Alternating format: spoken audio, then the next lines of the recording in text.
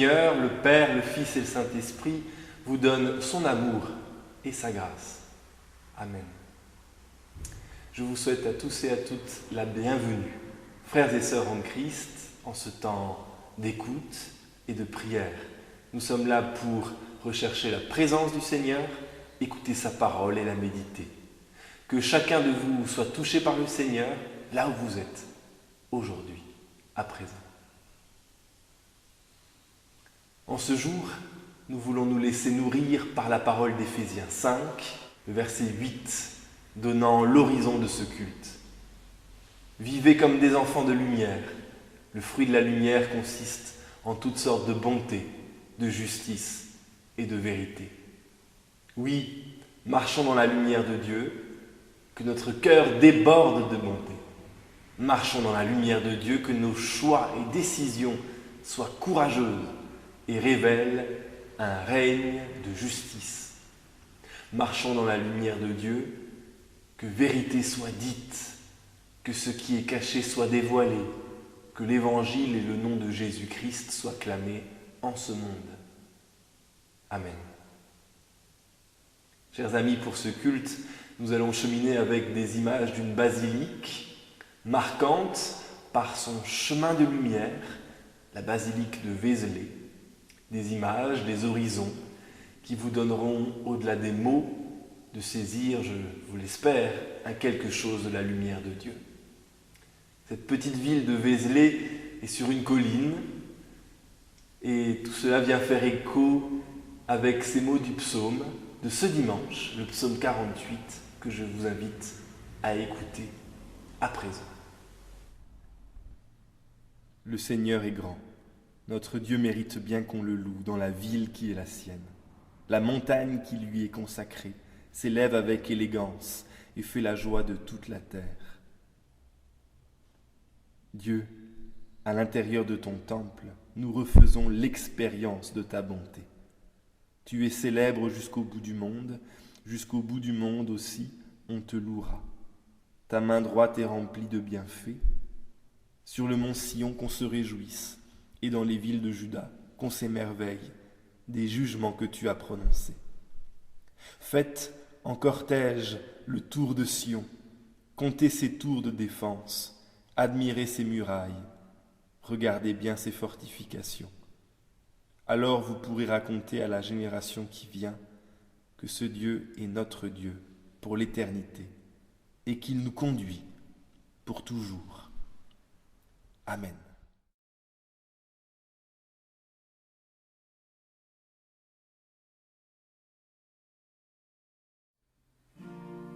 Soleil,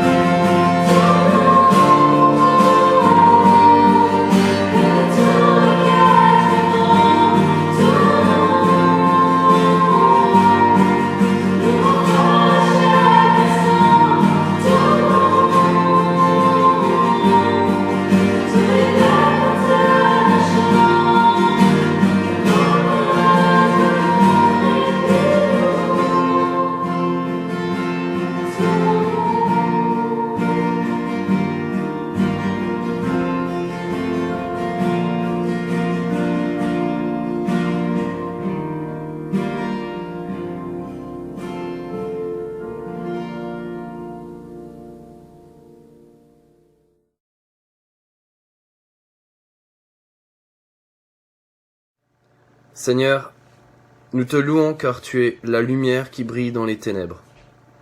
Alors que le monde va mal et que règne la confusion et la violence, donne-nous s'il te plaît ton Saint-Esprit, afin que nous soyons des enfants de lumière, fidèles à tes commandements. Fais jaillir ta vérité, ta bonté, ta justice, et qu'émergent ses fruits à travers nos vies qui t'appartiennent. Nous nous confions en toi, Seigneur, sûrs que notre espérance ne sera pas déçue, et affermis tel l'arbre planté près des eaux, qui ne craint pas l'année de la sécheresse, car il ne cessera de porter du fruit. Dans le nom de Jésus. Amen.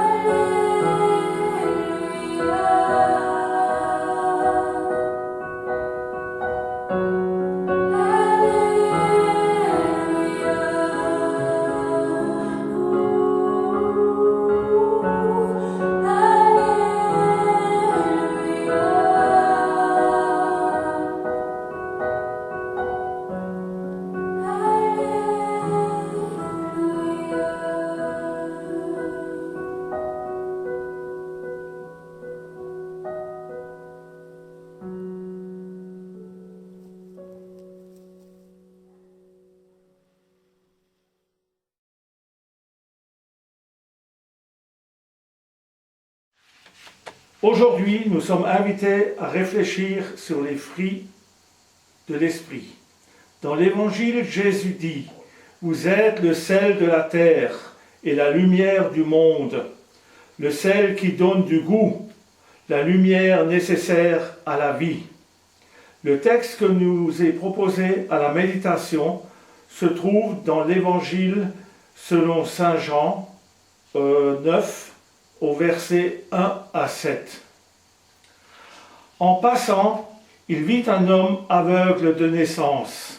Ses disciples lui demandèrent « Rabbi, qui a péché, lui ou ses parents, pour qu'il soit né aveugle ?»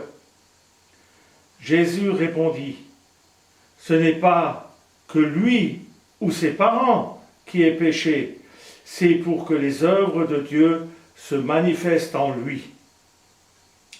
Tant qu'il fait jour, il faut que nous accomplissions les œuvres de celui qui m'a envoyé. La nuit vient où personne ne peut faire aucune œuvre. Pendant que je suis dans le monde, je suis la lumière du monde. » Après avoir dit cela, il cracha par terre et fit de la boue avec sa salive. Puis il appliqua cette boue sur les yeux de l'aveugle et lui dit « Va te laver au réservoir de Siloé », nom qui signifie « envoyé ». Il y alla et se lava. Quand il revint, il voyait.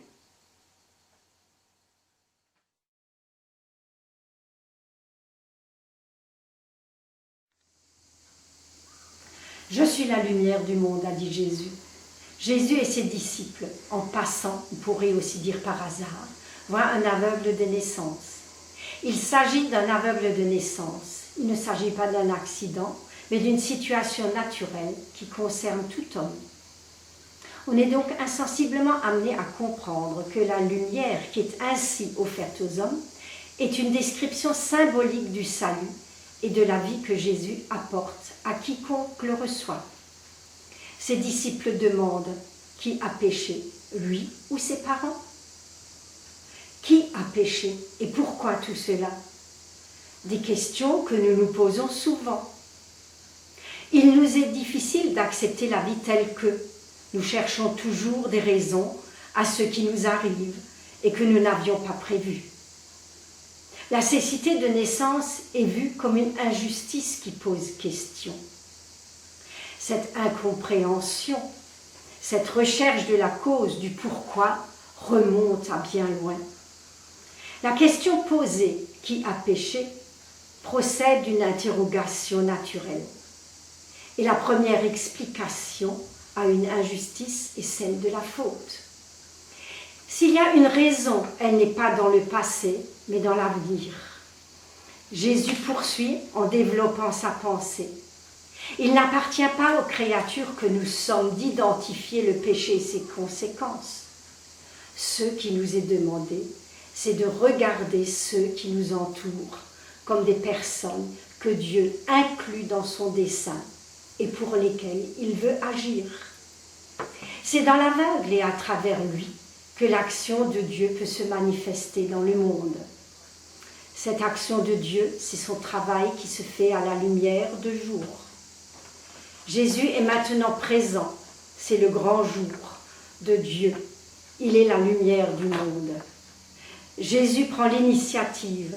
Personne ne lui a rien demandé. Dans son récit, Jésus ne guérit pas par la parole, il utilise sa salive. Jésus laisse ses disciples pour entrer en communication avec l'infirme.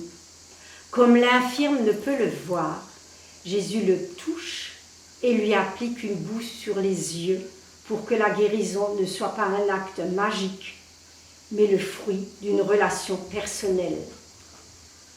L'aveugle ne reçoit pas la guérison d'une simple parole venue d'on ne sait où.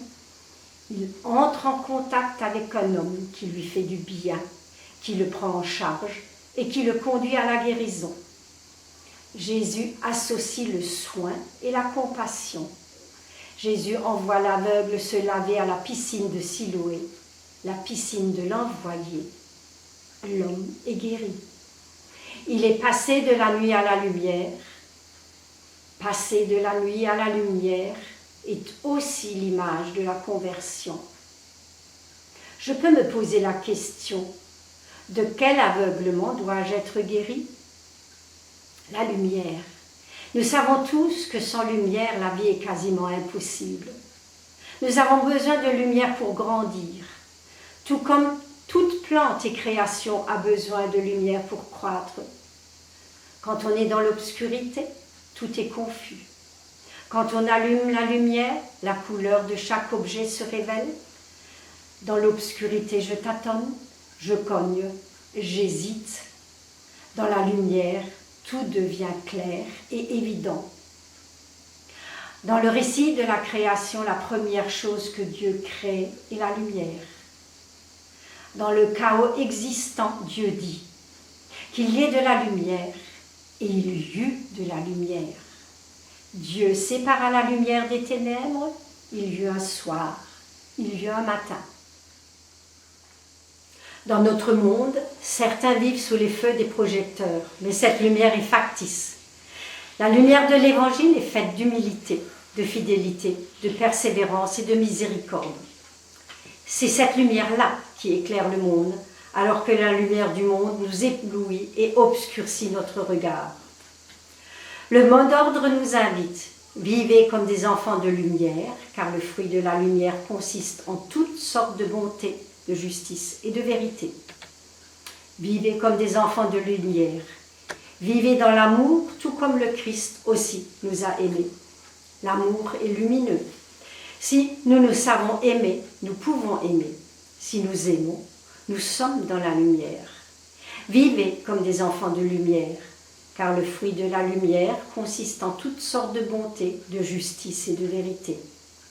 La bonté définit l'homme, la femme qui vit selon l'amour.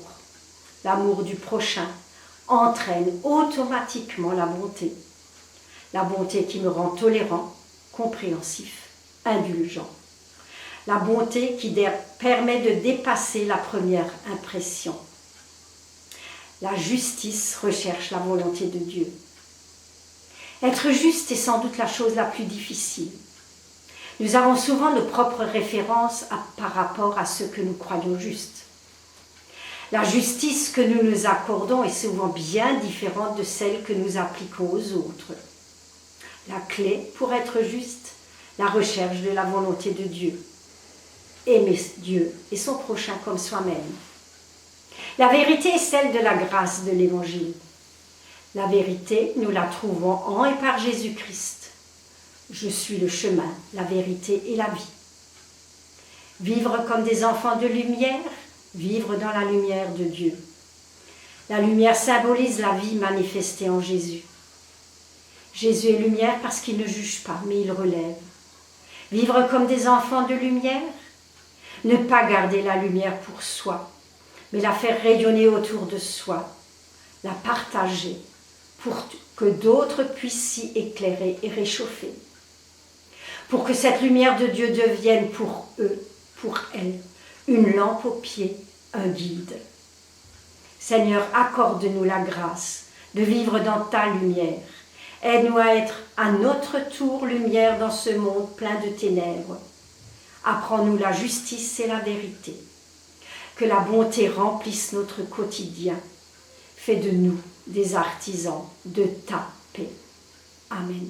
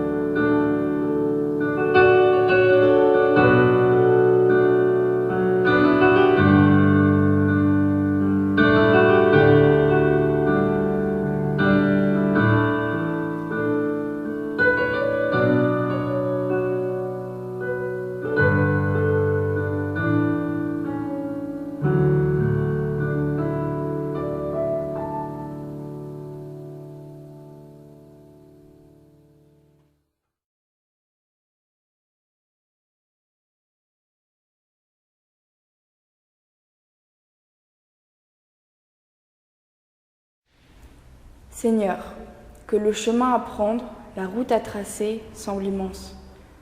Donne-nous à l'image de cet escargot d'avancer centimètre après centimètre, sereinement, assuré et confiant que la route est belle, que le chemin pris en vaut la peine. Nous te remettons celles et ceux qui cherchent leur route. Nous te remettons celles et ceux usés par les années de marche. Nous te remettons celles et ceux qui persévèrent, assurés de la destination.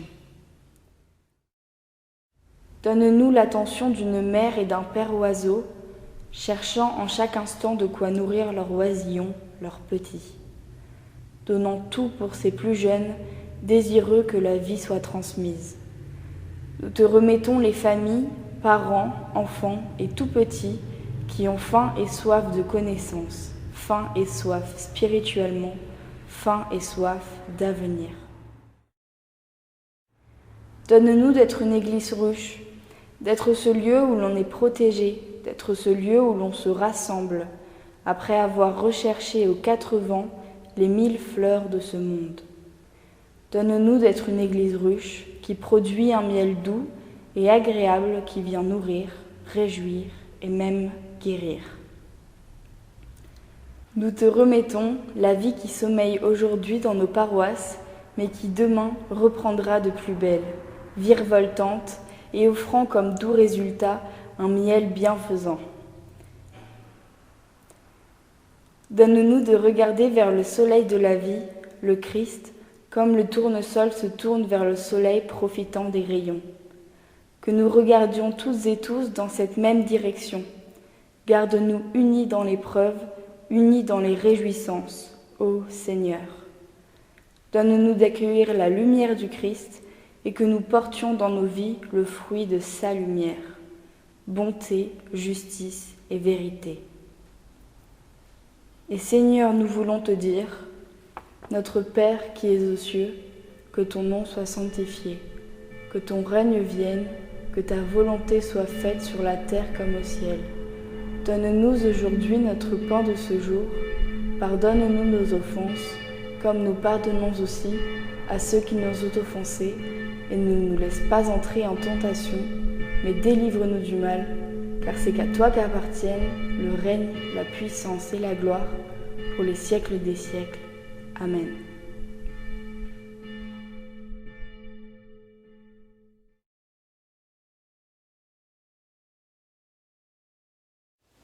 Dans ces temps perturbés, en manque de repères pour beaucoup, rappelons-nous ces paroles de Jésus rapportées par l'évangéliste Jean.